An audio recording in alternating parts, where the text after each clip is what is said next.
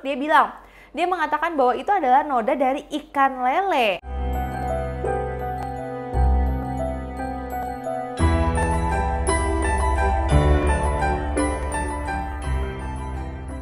Halo guys, welcome back to my channel. Perkenalkan, nama aku Sheila Antoinette. Kembali lagi bersama aku. Aku kali ini akan menguak kasus dari Teng Monida lagi. Dan ini adalah kasus yang part 19 guys. Jadi kalau kalian mau lihat, kalian bisa lihat di bawah ini. Aku akan tulisin semua partnya. Jadi kita mengetahui ya guys, kalau ada salah satu anggota parlemen Thailand, Mongkolit Suksintaranon, yang turun tangan untuk memecahkan kasus kematian dari Teng Monida ini. Dan ternyata dia juga seperti yang aku jelasin di part ke-18, dia juga mencari bukti terkait kematian dari Teng Monida yang kemarin ini sempat viral banget, yang mana dirinya menemukan ada darah di sebuah gedung dekat Teng Monida itu tenggelam.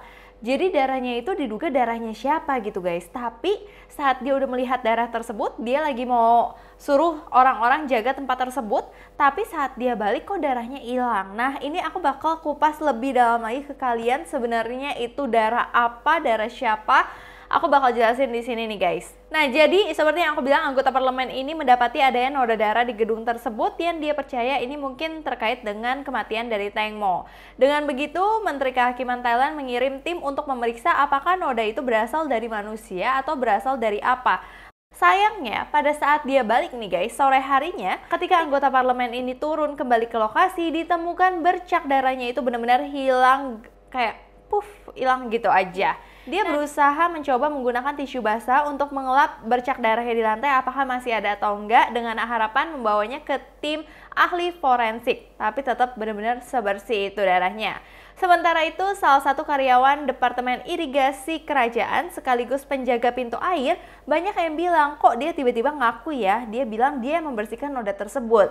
Terus dia mengatakan bahwa itu adalah noda dari ikan lele. Dia bilangnya itu dari ikan lele guys. Dia menemukan sekitar pukul 6 waktu setempat. Dirinya menyebut mungkin para pekerja konstruksi yang datang untuk memancing di daerah tersebut dan bawa ikan untuk melepaskannya. Jadi sebenarnya memang banyak yang berpikir juga kalau misalkan ini tuh darahnya darah hewan atau darah apa. Nah, jadi Mr. Mongkolit ini mengatakan bahwa dia tuh awalnya pas lihat darah tersebut, dia percaya kalau noda darah ini tuh kayaknya masih berusia 10 hari. Dan dia secara pribadi percaya bahwa itu bukan darah kucing, pasti mungkin darah anjing dan bukan darah ikan menurut dia. Karena tidak ada yang bisa memasak di atas gitu guys, kalau darah ikan ya. Nah, tapi dia untuk kayak membuktikan kebenarannya ya dia masih mau ngecek lagi, tapi ternyata pas dicek ya udah hilang gitu guys. Nah, pihak Amarin TV juga akhirnya mencoba memakai ikan lele itu. Terus mereka melakukan sesuatu supaya ikan itu berdarah atau kayak digeprek gitu loh guys. Nah, ternyata darahnya itu agak persis sama darah yang memang ditemukan oleh Mr. Mongkolkit ini guys. Jadi kemungkinan besar ya memang itu mungkin ya darah ikan. Di sini pro kontra ya guys sebenarnya. Ada yang bilang kalau misalkan Mr. Mongkolkit tuh, aduh ngapain sih, kayaknya darah ikan aja dipermasalahkan banget. Tapi banyak yang bilang ini walau mungkin ini benar-benar darah ikan dan gak ada hubungannya dengan kasus dari Teng Monida, tapi seenggaknya dia itu memang sudah berusaha banget untuk menemukan keadilan dari Teng Monida. Kan dia juga ngomong kalau itu adalah darah dari Teng Mo. Dia kan kayak pingin ngecek dulu, makanya dia pingin bawa darah tersebut ke tim yang memang ahli gitu loh guys. Tapi pas dia mau bawa ya tiba-tiba udah dicuci begitu aja. Di sini juga ada bukti baru di mana ditemukan kain putih. Banyak yang duga kalau ini adalah baju dari Teng Monida, tapi kita nggak tahu ya karena bentuknya nggak terlalu kelihatan juga. Karena kan Teng Monida juga memakai kayak rok gitu putih kan guys. Nah, itu juga ditemukannya di sekitar-sekitar situ guys. Kayak jadi orang pada curiga kenapa di situ kayak banyak barang-barang yang aneh-aneh. Apakah itu memang sesuai dengan kasus dari Teng Monida atau ini hanya kebetulan aja? Ini kalau misalkan yang kain putih ini masih belum jelas, masih simpang siur juga ini itu apa dan bagaimana penjelasannya. Nanti kalau misalkan aku udah ada update lagi soal kain putih ini, pasti aku akan share ke kalian semua. Oke guys, ini aku bakal bahas ya guys. Di sini ada cowok namanya Eka Pun Bun Luerit. Ini adalah saksi mata yang pertama kali menemukan jasad dari Teng Monida saat mengambang di Sungai Chao Phraya Sabtu 26 Februari 2022.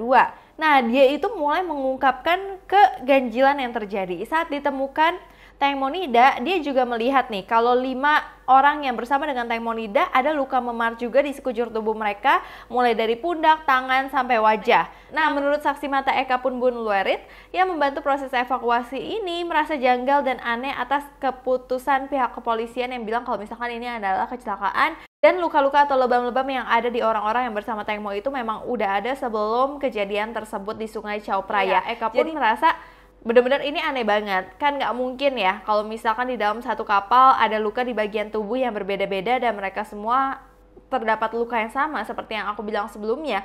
Kayak mustahil aja gitu di dalam kapal tiba-tiba mereka semua luka-luka, padahal mereka nggak bilang kalau misalkan ada perseteruan di dalam kapal tersebut. Eka pun ini juga bilang kalau misalkan dilihat langsung itu adalah luka baru, tapi pihak kepolisian mengaku sudah memeriksa luka-luka yang ada di tubuh 5 orang yang bersama Teng Monida dan bilang kalau misalkan itu luka yang udah lama, padahal orang yang kayak Eka pun melihat secara langsung itu luka baru nih, kayak gitu loh guys. Oke, kemarin juga aku sempat membahas soal Por dan Robert yang diduga dia itu kayak pengen kabur melarikan diri di perbatasan Myanmar.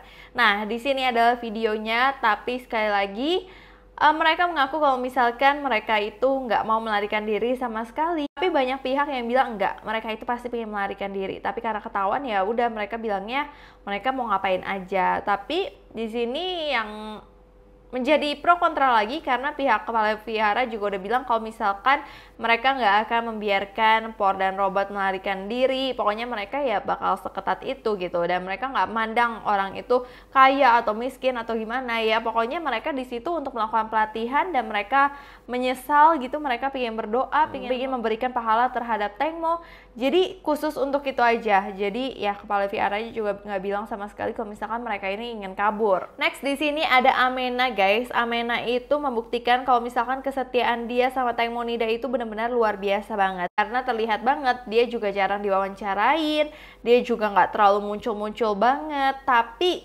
di balik itu Amena tertangkap kamera, dia itu selalu mendoakan Mo loh guys. Nah, nggak hanya Amena aja, teman Ana juga benar-benar baik banget untuk mengenang kebaikan dari Teng Monida. Sahabat Ana memberikan donasi ambulans ke masyarakat agar kasus seperti ini tidak terjadi lagi. Kendaraan ambulans diberikan tim penyelamat oleh Ana guna mengenang peringatan 30 hari kepergian Teng Monida yang tewas di Sungai Chao Phraya pada 24 Februari 2022. Ana berniat juga untuk menyumbangkan kendaraan ambulans itu, tapi dengan dana yang tidak banyak. Bahkan akhirnya dia juga ngomong, saya mendapatkan mobilnya nih guys, bersiaplah untuk digunakan sebagai kendaraan penyelamat darurat atas nama Teng Monida di masa depan. Mobil ini akan menyelamatkan banyak nyawa. Itu pas aku denger kayak merinding banget, itu hebat banget Ana dan Amena, teman-teman dari Teng Monida dan semua yang tulis sama Teng Monida, itu benar-benar aku salut banget.